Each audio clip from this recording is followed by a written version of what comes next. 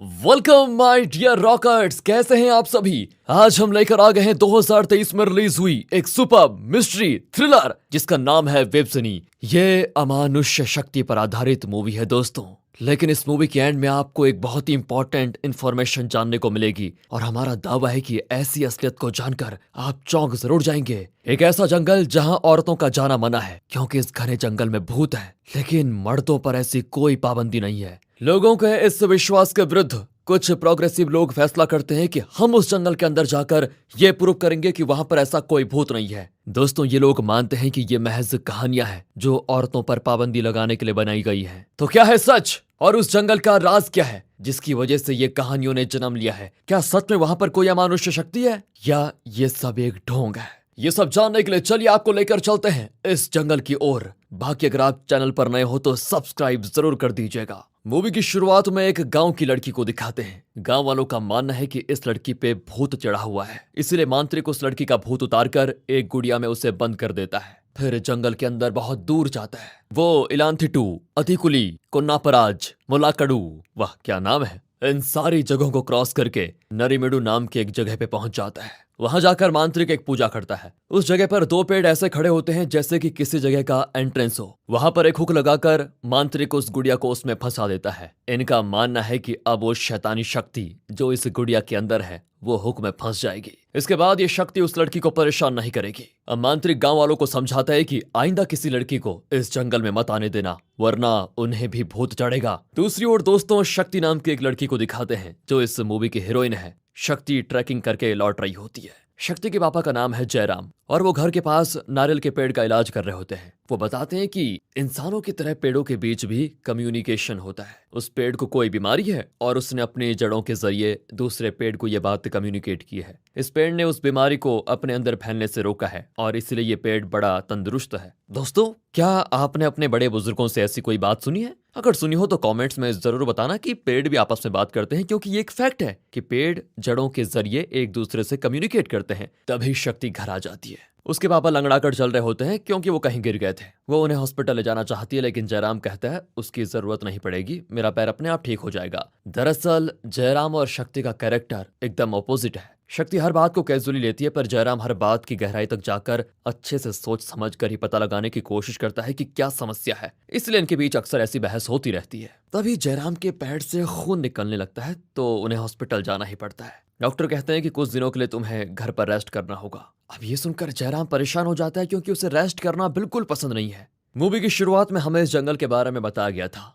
जयराम उस कहानी को गलत साबित करना चाहता है कि उस जंगल में भूत होते ही नहीं। वो प्रूव करना चाहता है कि ये भी औरतों पर एक तरह का उत्पीड़न है कि यहाँ मत जाओ, वहां मत जाओ, ये मत करो, ये करो, वगैरह वगैरह। जयराम इस जंगल में भूत वाली कहानी की असलियत लोगों के सामने लाना चाहता है और अपने इस मिशन के लिए उसने एक ट्रैकिंग ग्रुप को ज्वाइन कर लिया था, जिनके साथ मिलकर उसने जंगल के अंदर जाकर ये प्लान बनाया था। लेकिन अब वो चल नहीं पाएगा तो उसका ये काम रुक जाएगा। फिर वो अपनी बेटी शक्ति से रिक्वेस्ट करता है कि मेरे बदले तुम उस ट्रैकिंग ग्रुप के साथ चली जाओ और उस सच का पता लगाओ। शक्ति आखिर मान ही जाती है, लेकिन जयराम कहता है कि एक और बात ध्यान से रखो, तुम ट्रैकिंग ग्रुप को अपना मकसद मत बताना, वरना वो डर के मारे ट्रैकिंग को बीच में ही रोक देंगे। तुम उस जंगल में जाकर ये प्रूव करना कि वहां कोई भूत नहीं है और ऐसी कोई शक्ति नहीं है जो सिर्फ औरतों पर हमला करती है। और फिर अगले सीन में जंगल में उस ट्रैकिंग ग्रुप को दिखाते हैं जिसमें 5 लोग हैं। इन्हें लीड कर रहा है रुद्रा नाम का एक आदमी। अब शक्ति को छोड़ दिया जाए तो बाकी के 3 लोग सिर्फ ट्रैकिंग एक्सपीरियंस करने के लिए यहाँ पर आए हैं। अब शक्ति भी उन्हें इस जंगल की अमानुष्य शक्ति के बारे में कुछ नहीं बताती,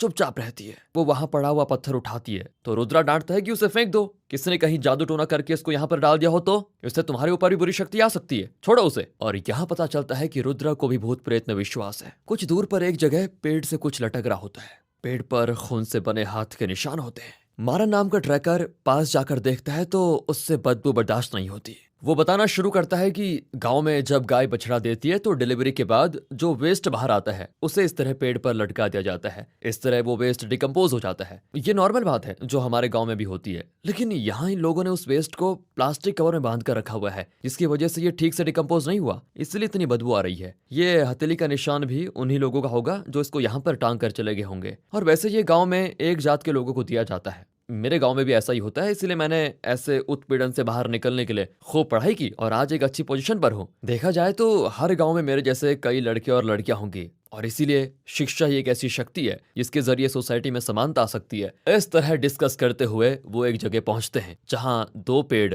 दो सांपों की तरह खड़े होते हैं और लगता है ये किसी जगह का एंट्रेंस है। इस ग्रुप की तीसरी ट्रैकर जिसका नाम है मीना, वो उस पेड़ के पास जाती है तो रुद्रा उसे रोक देता है। वो बताता है कि उस हुक में किसी दुष्ट आत्मा को कैद किया गया है, वहां जाओगी तो तुम्हें भी वो आत्मा पकड़ लेगी। ये कहकर वो ग्रुप को दूसरी दिशा में लेकर जाता है। जब शक्ति वहां से गुजरती है तो उसके वाटर बोतल का ढक्कन पेड़ के पास ही गिर जाता है। शक्ति तो एकदम कैजुअली वहां जाकर ढक्कन उठा लेती है, लेकिन उस हुक से उसका सर टकरा जाता है। इतना ही नहीं, गलती से वो उस भूतिया गुड़िया पर भी पैर रख देती है। अब रुद्रा उसको डांटता है कि अरे तुम्हें ठीक बात समझ में नहीं आती क्या? मैं कब से सर पेटा हूं कि उस तरफ मत जाओ, लेकिन तुम क्या कर रही हो? लेकिन शक्ति कहती है कि मुझे कुछ सुनाई नहीं दिया। फिर वे आगे बढ़ते हैं और शाम ढलने लग जाती है तो वो एक जगह पर अपने टेंट्स को सेट कर लेते हैं। वहां से उन्हें एक आश्रम दिखता है। इस ग्रुप का 5वां मेंबर जिसका नाम वरुण है, वो रुद्रा से कहता है कि जंगल के बीच आश्रम बनाने की परमिशन क्यों दी गई होगी इन्हें? इस तरह जंगल को ऑक्यूपाई करने का क्या मतलब है? रुद्रा कहता है कि तुम्हारा नजरिया ही गलत है। दरअसल इस आश्रम के बनने के बाद ही जंगल में पेड़ों का कटना, हंटिंग वगैरह ये सारी चीजें कम हो गई। वरुण कहता है ये क्या बात हुई? पेड़ों को काटना और हंटिंग रोकना ये तो फॉरेस्ट ऑफिसर्स का काम है, इसमें आश्रम को बीच में क्यों ला रहे हो, जो कि एक प्राइवेट प्रॉपर्टी है? इस आश्रम की वजह से तो जंगल में रहने वाले हाथियों को बहुत ज्यादा खतरा है, ये बात आप क्यों नहीं समझते? अब इनकी नोकझोंक के बीच वो रियलाइज करते हैं कि एक गांव वाला जो इन्हें गाइड करने के लिए आने वाला था वो नहीं आया। वहां पर एक चिड़िया का घोंसला नीचे पड़ा होता है। वो उसे उठाकर पेड़ पर रखते हैं तो मीना की नाक में कुछ घुस जाता है। मीना को लगता है कि कोई पीछे से उसको टच कर रहा है। वरुण को ऐसा फील होता है मानो कोई उसे अटैक कर रहा हो। फिर सभी अपने अपने टेंट में जाकर सो जाते हैं। तभी अचानक उन्हें लगता है कि कोई अमानुष्य शक्ति हर एक को अलग अलग चेज कर रही है। उन्हें लगता है कि वो किसी इल्यूजन में है और उस शक्ति से बचने के लिए जंगल में इधर उधर भाग रहे हैं। और भी कई अजीब अमानुष्य दृश्य उन्हें दिखने लग जाते हैं। फिर होता है अगला दिन। वो उठते हैं तो हर कोई अलग अलग जगहों पर होता है। अब वो रियलाइज करते हैं कि सच में यहाँ पर कोई बुरी शक्ति तो जरूर है जिसने कल रात इनका पीछा किया और उसी की वजह से ये जंगल भर में भाग रहे थे। शायद इसी के डर से इनका गाइड इन्हें रास्ता दिखाने नहीं आया था। अब यहाँ से बच निकलने के बारे में वो डिस्कस कर रहे होते हैं। इसी बीच मीना के पीरियड्स शुरू हो जाते हैं। मीना के पैंट्स भी मिसिंग होते हैं। सभी कंफ्यूज होते हैं कि यहाँ हो क्या रहा है। शक्ति मीरा को अपना जॉकिन देती है और उसे कमर पे बांध लेने को कहती है। तब शक्ति बताई देती है कि मुझे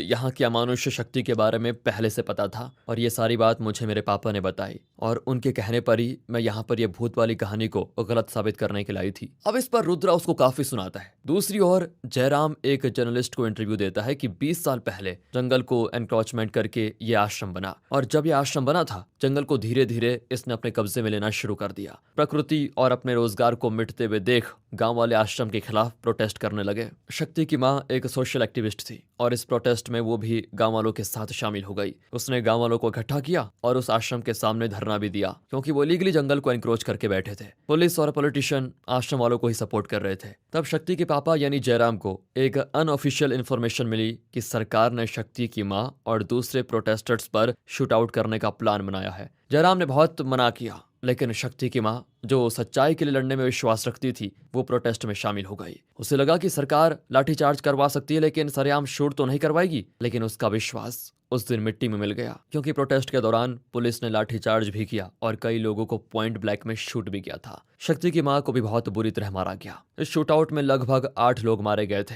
उस दिन के बाद शक्ति की माँ को किसी ने नहीं देखा। पर जयराम को लगता है कि शक्ति की माँ को शूटआउट में मार दिया गया और उसका मृत शरीर भी जयराम को नहीं दिया गया। यहाँ जंगल में लोगों को आइडिया नहीं होता कि उन्होंने कल रात टेंट कहाँ पर लगाए थे। शक्ति कहती है कि अगर हम ठीक दिशा में चले तो 6 घंटों में हाईवे पहुंच जाएंगे, लेकिन अगर गलत रास्ते पे चले तो इस घने जंगल में जिंदगी भर फंस जाएंगे। वो सही रास्ते का अंदाजा लगाकर चलने लग जाते हैं। बिना पैंट्स के मीना बहुत अनईजी फील करती है और वरुण से उसका पैंट मांगती है पर वो देने से मना कर देता है। तब शक्ति मीना को अपना पैंट पहनने को देती है और खुद कमर में जैकेट बांध कर जाती है। कुछ दूर चलने के बाद वहां मीना का पैंट और शू पड़े होते हैं। रुद्रा कहता है उसे छूना मत, लगता है किसी अमानुष्य शक्ति का उस पर बुरा असर है। शक्ति भी कह देती है कि मुझे ऐसी शक्ति में विश्वास नहीं है इसलिए मैं पहन लेती हूँ। ये कहकर वो मीना का पैंट पहन लेती है। कुछ ही दूर पर उन्हें मधुमक्खी का छत्ता दिखता है। अब वो फैसला करते हैं कि शक्ति और मीना यहीं पर रुकेंगी और रुद्रा, मारन और वरुण आगे जाकर हाईवेज का रास्ता ढूंढेंगे। अगर वो जंगल में कहीं खो गए तो उन्हें पता होगा कि मधुमक्खी के इस छत्ते के पास इन्हें वापस आना है। तीनों चलते चलते बिल्कुल वैसे ही एक और मधुमक्खी के छत्ते के पास पहुंचते हैं। मतलब ये जंगल बहुत ही कंफ्यूजिंग है, हर तरफ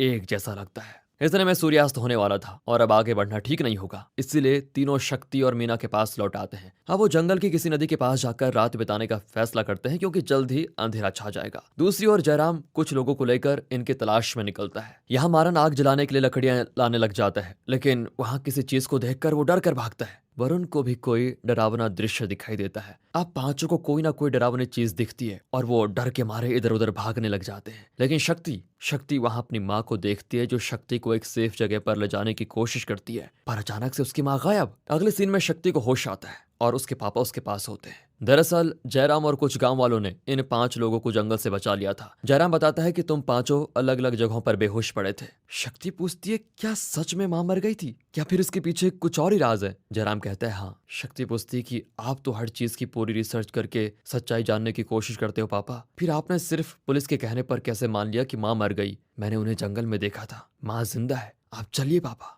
हम दोनों जाकर माँ को वापस लेकर आएंगे। जयराम भी मान जाता है, लेकिन तब वो नीचे गिरता है और उसकी तबीयत अचानक खराब हो जाती है। हॉस्पिटल में वो शक्ति से माफी मांगता है कि मैंने तुम्हारी माँ को ढूंढने की कोशिश नहीं की बेटा, इसके लिए मुझे माफ कर दो। उस जंगल में असल में चल क्या रहा है ये तुम्हें पता लगाना होगा। ये कहकर जयराम दम तोड़ देता है। अब शक्ति वही करती है जो उसके पापा करना चाहते थे। वो जंगल के आसपास के लोगों से इस जंगल के बारे में पूछती है। हर कोई यही कहता है कि इस जंगल में उन 8 प्रोटेस्टर्स की आत्मा घूम रही है जिन्हें पुलिस ने शूटआउट में मार डाला। वो जंगल में घुसने वालों का शिकार कर रहे हैं। अब वो शक्ति को एक पुलिस ऑफिसर के बारे में बताते हैं जिसके परिवार का हर सदस्य किसी न किसी फायर एक्सीडेंट में मारा गया। अब वो एकदम अकेला रहता है। शक्ति फिर जाकर उस ऑफिसर से मिलती है। वो बताता है कि मुझे अपने पापों की सजा मिल रही है। उस दिन प्रोटेस्ट के दौरान मैं पुलिस फोर्स को लीड कर रहा था। प्रोटेस्टर्स को मारने के लिए मुझे आश्रम से एक मोटी रकम मिली थी। मैंने भी अपने हायर ऑफिशियल्स और पॉलिटिशियन को भी उसका हिस्सा दिया। सब जानते थे कि उस दिन शूटआउट में 8 लोग मारे गए थे, लेकिन ये सिर्फ आधा सच है। दरअसल हमने 40 से ज्यादा प्रोटेस्टर्स को जंगल के अंदर जाकर मार डाला और इस पाप की सजा हम भुगत रहे हैं, बल्कि मैं ज्यादा भुगत रहा हूँ।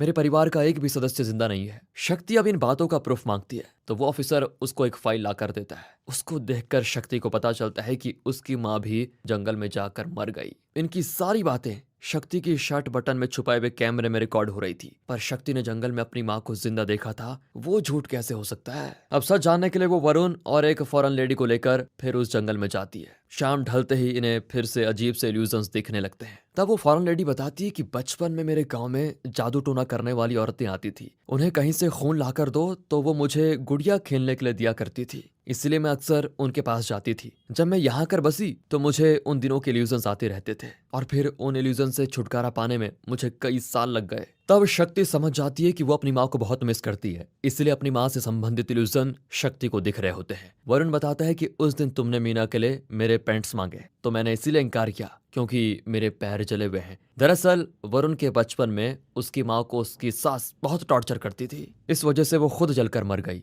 उस वक्त वरुण भी माँ के पास खड़ा था और उसके पैर जल गए थे। लोगों ने वरुण को तो बचा लिया, लेकिन वो उसकी माँ को बचा नहीं पाए और उस दिन से उसके पैरों में आग से जलने के निशान है। वो आगे कहता है, मैं नहीं चाहता था कि तुम लोग वो सब देखो, इसलिए मैंने अपने पैंट उतारने से इनकार कर दिया था। उस दिन जंगल में मुझे अपनी माँ की मौत से रिलेटेड इल्यूजन आ रहे थे। अब शक्ति को एक बात क्लियरली समझ आ जाती है कि इस जंगल की उस जगह पर जो भी जाता है उसे अपनी लाइफ के बुरे एक्सपीरियंसेस के आधार पर इल्यूजन्स दिखते रहते हैं, लेकिन बहुत ही डरावने तरीके से दिखते हैं, जिन्हें देखकर उस दिन ये सभी डरकर इधर उधर भाग रहे थे। अब शक्ति ट्रैकिंग ग्रुप के बाकी 3 लोगों से बात करती है। वो भी यही बताते हैं कि उनकी लाइफ में कुछ बुरे एक्सपीरियंसेस हुए थे और उन्हीं एक्सपीरियंसेस का डरावना पहलू उन्हें इल्यूजन की तरह दिख रहा था। लेकिन अब बात यह है, सबसे बड़ा क्वेश्चन यह है कि सिर्फ जंगल के उसी स्पॉट में जाकर ऐसे इल्यूजन्स क्यों आते हैं? शक्ति को अब यही पता लगाना है। वो फॉरेस्ट ऑफिसर की परमिशन लेकर कुछ साइंटिस्ट को लेकर जंगल के अंदर जाती है। वो उस स्पॉट की मिट्टी, वहां के पेड़ पौधे पत्ते वगैरह, इन सभी चीज के सैंपल लैब में लेकर टेस्ट करती है। तब एक चौंकाने वाला सच रिवील होता है। साइंटिस्ट पता लगा लेते हैं कि जंगल के उस स्पॉट के पेड़ों का एक कैरेक्टर है, यानी अगर कोई किसी पेड़ को किसी भी तरह की ठेस पहुंचाने की कोशिश करता है तो पेड़ उसे सेंस कर लेता है और अपनी जड़ों के जरिए आसपास के बाकी पेड़ों को खतरे के बारे में कम्युनिकेट करता है। और ये इन्फॉर्मेशन पाकर उसी नस्ल के सारे पेड़ अपने पत्तों के जरिए हवा में एक तरह का गैस रिलीज करते हैं जिसका कोई स्मेल नहीं होता। लेकिन एनिमल्स उस गैस को सूंघकर वहां से भाग जाते हैं और उन पेड़ पौधों के पत्ते नहीं खाते। कुछ एनिमल्स तो उस गैस को सूंघकर मर भी जाते हैं। दरअसल ये इन पेड़ों को प्रकृति से मिला हुआ वरदान है ताकि ये खुद को खतरे से बचा पाए, क्योंकि यहाँ के पेड़ों को काटने की किसी ने कोशिश नहीं की थी, इसीलिए आज तक किसी को पता नहीं चला कि इस गैस का इंसानों पर क्या असर पड़ता है। और गहराई से रिसर्च करने पे ये पता चलता है कि उस जगह पर लगभग 40 ऐसे पेड़ हैं जिनमें से 32 पेड़ ये गैस रिलीज करते हैं और ये 32 पेड़ फीमेल्स हैं। बाकी 8 पेड़ों में भी कुछ फीमेल हैं, लेकिन जो कम उम्र के पेड़ हैं वो ये गैस रिलीज नहीं करते। उम्र के बढ़ते बढ़ते इनमें ऐसे तत्व आ जाते हैं जिससे कि वो गैस को रिलीज करते हैं। अगर कोई उन्हें काटने या उन्हें ठेस पहुंचाने आता है तो तुरंत पेड़ के पत्ते उस गैस को रिलीज करते हैं। इतना ही नहीं, वो दूसरे पेड़ों को भी जड़ों के जरिए खतरे की वार्निंग भेजते हैं। इनकी रिसर्च में पता चल चुका था कि उस गैस को सूंघने से इंसान का माइंड डिस्टर्ब होता है और उन्हें अपने पास्ट से रिलेटेड सारे इल्यूजन्स आ जाते हैं जो थोड़े खतरनाक होते हैं, और फिर धीरे धीरे वो इल्यूजन्स डर का रूप ले लेते हैं जिससे इंसान को डर लगता है। जैसे समय के साथ साथ इंसान और जानवरों का इवोल्यूशन हो गया,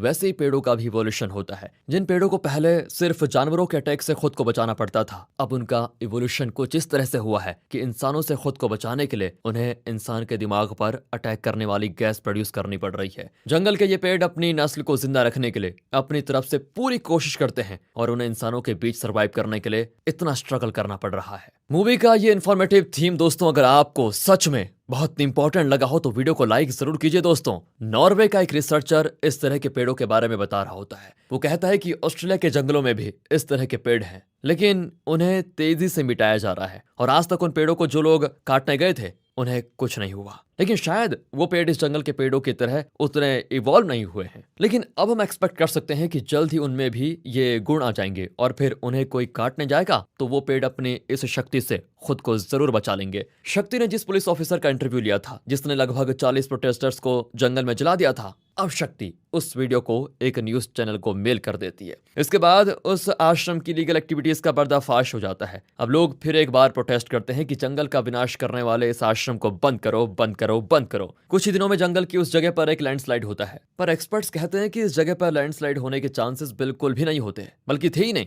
तब शक्ति को समझ में आता है कि ये भी पेड़ों का एक सर्वाइवल टेक्निक है। अपनी जड़ों के द्वारा शायद ये पेड़ एक दूसरे से कम्युनिकेट कर रहे थे और अपनी जड़ों को ढीला करके इन पेड़ों ने एक लैंडस्लाइड करवा दिया ताकि इंसान यहाँ कर इन्हें काट ना पाए। ये बात जानने के बाद शक्ति एक फैसला लेती है। अपनी माँ की तरह वो भी इस आश्रम के खिलाफ गांव वालों के साथ मिलकर इस जंगल और इसके पेड़ पौधों जानवरों को बचाने के लिए प्रोटेस्ट करती है और प्रकृति को बचाने की कोशिश के साथ ही दोस्तों ये मूवी यहाँ पर खत्म होती है। बाकी आप हमारे दूसरे चैनल मूवीज वेदर की तरफ भी देख सकते हैं। अगर आपको अच्छा लगे तो सब्सक्राइब कर देना, वीडियोस भी देख लेना। ऐसे ही अच्छे एक्सप्लेनेशन के साथ मिलते हैं अगली वीडियो में। तब तक के लिए गुड बाय, ख्याल रखिए अपना और पेड़ों को मत काटिए। मिलते हैं कल को, तब तक के लिए गुड बाय, ख्याल रखिए अपना and finally thanks for watching.